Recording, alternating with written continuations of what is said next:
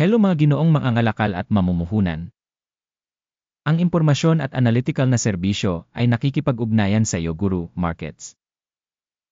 Magsimula tayo sa ilang buod ng impormasyon tungkol sa kumpanya. Kaunti pa ay pag-aralan natin ang bawat indicator ng mas detalyado. Kung kinakailangan, posible na huminto. Iminumungkahi namin na maingat mong isaalang-alang ang lahat ng mga parameter ng kumpanyang pinag-uusapan. Ngayon ihambing natin ang mga pangunahing tagapagpahiwatig ng organisasyon, VTEX, ticker, ILIA. Ang pagsusuring ito ay batay sa impormasyon mula noong Agosto 13, 2025. Sa pamamagitan ng pag-uri Guru Markets kumpanya VTEX na bibilang sa subkategory. Soft Internet, 29 na kumpanya ang kasangkot sa pagsusuri.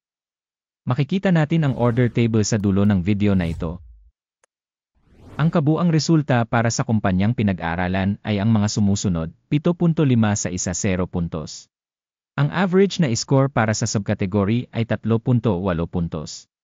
Kung titignan mo ng malawak sa loob ng merkado sa amin sa pangkalahatan, makikita mo na ang average na resulta para sa buong market sa kabuuan ay 1.7 puntos.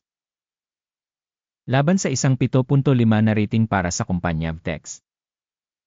Sa pamamagitan ng paghahambing ng paggalaw ng presyo ng mga pagbabahagi ng kumpanya VTEX at pagbabahagi ng subkategory, makikita natin na in 12 months ang shares VTEX nagpakita ng dynamics ng minus 38%.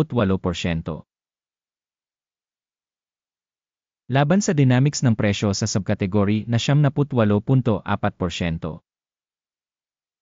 Market capitalization ng organisasyon VTEX nagkakahalaga ng $0.76 bilyon.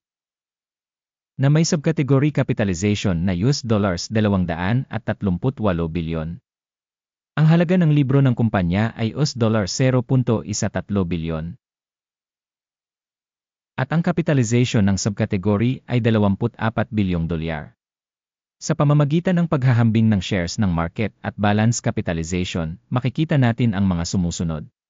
Ibahagi VTEX sa subkategory sa kaso ng pagtatasa ng capitalization ng stock market ay 0.321%. Ang book value ay 0.54%. Pagtatasa ng bahagi ng organisasyon sa merkado at halaga ng libro ng subkategory, mabuti 1 puntos. Ang mga obligasyon sa utang ng kumpanya ay nagkakahalaga ng $0.0003 bilyon. Ang mga pananagutan sa pananalapi sa capitalization ng balance sheet ay umaabot sa 2% ng kapital. Rating ng utang ng kumpanya, napakahusay, 2 puntos. Ang stock price to profit ratio ng kumpanya ay 57.5. Ang average sa subkategory ay 108.2. Pagsusuri ng presyo sa merkado sa ratio ng kita kumpara sa mga kumpanya sa subkategory, mabuti 1 puntos. Ang mga kita sa huling 12 buwan ay $13 milyon. Ang forecast na tubo para sa susunod na 12 buwan ay paunang $33 milyon. Pagtatasa ng inaasahang tagapagpahiwatig ng kita sa hinaharap kumpara sa mga kumpanya sa subkategory, mabuti 1 puntos. Ang ratio ng presyo sa kita ng kumpanya ay 3.3. Ang average sa subkategory ay 1.06.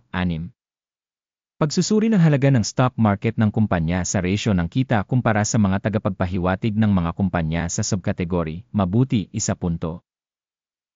Ang kita sa huling 12 buwan ay $230 milyon. Ang hinaharap na kita para sa susunod na 12 buwan ay inaasahang magiging $370 milyon. Pagtatasa ng inaasahang tagapagpahiwatig ng benta sa hinaharap kumpara sa mga tagapagpahiwatig ng mga kumpanya sa subkategory, mabuti 1 puntos. Ang margin ng benta ay 5.8% na may average na 7.8% sa subkategory. Pagtatasa ng kakayahang kumita kumpara sa mga tagapagpahiwatig sa subkategory, passable, 0 puntos. Ang bahagi ng kumpanya sa subkategory ayon sa bilang ng mga tauhan ay 3.857%.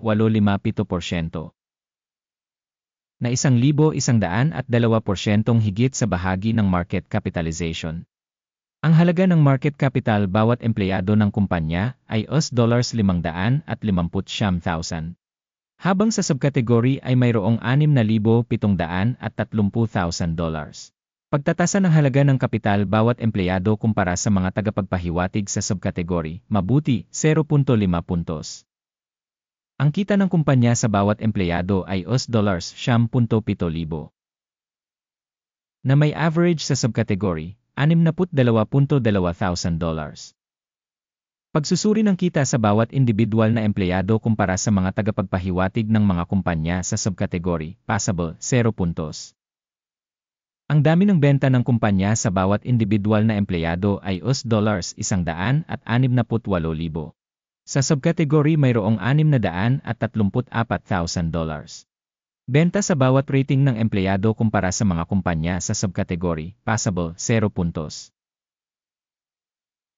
Mayroong 7.5% ng mga pagbabahagi para sa pagbebenta, kumpara sa average na 2.5% para sa subkategory. Tagapagpahiwatig Ref 14 na nagpapakita ng antas na 19% para sa kumpanya VTEX. Para sa subkategory, ang antas na ito ay 63%. Ang aktual na presyo ng pagbabahagi ng kumpanya ay nasa paligid ng $4.21. Ang target na presyo ng pinagkasunduan para sa mga pagbabahagi ng kumpanya ay nasa paligid ng $8.88. Tingnan natin ang talahanayan ng mga order na magagamit mo. Isang link dito ay nasa nakapin na komento. Ang talahanayan ng pagkakasunod-sunod ay naglalaman ng lahat ng mga desisyong ginawa ngayong season ng impormasyon sa pagsusuri at sistema ng Sangguniang Guru Markets. Ang pag-access sa talahanayan ng order ay libre at bukas, link sa nakapin na komento. Batay sa mga resulta ng pagtatasa VTEX. Impormasyon at sanggunian na sistema ng pagtatasa Guru Markets, isang desisyon ang ginawa. Magbukas ng buy order sa $4.2. Ang order ay binuksan dahil sa ang katunayan na ang kumpanya ay may isang medyo mataas na paghahalaga at pagbabago ng presyo. Ang organisasyon ay tinasa gamit ang pamamaraan ng pagtatasa, ang index ng AKIM. Ang take profit ay nakatakda sa 5.28. Ang stop loss ay nakatakda sa 3.12. Sakaling hindi isinara ang order sa pamamagitan ng take profit o stop loss, automatikong isasara ang order sa pagtatapos ng sesyon ng kalakalan sa Setyembre 12, 2025 o sa huling araw ng trabaho bago ang tinukoy na petsa. Ticker, LIRAA ay isang balancing order upang ibenta. Ang video sa deal sa pagbabalance ay may publish na o na-publish na sa channel na ito. Sa kaso ng pagsasara ng isa sa mga order, ang paunahing o pagbabalanse ng isa. Ang kabaligtaran na order ay sarado sa huling presyo. Maraming salamat sa panonood hanggang dulo at sa paggamit ng help system mula sa Guru Markets.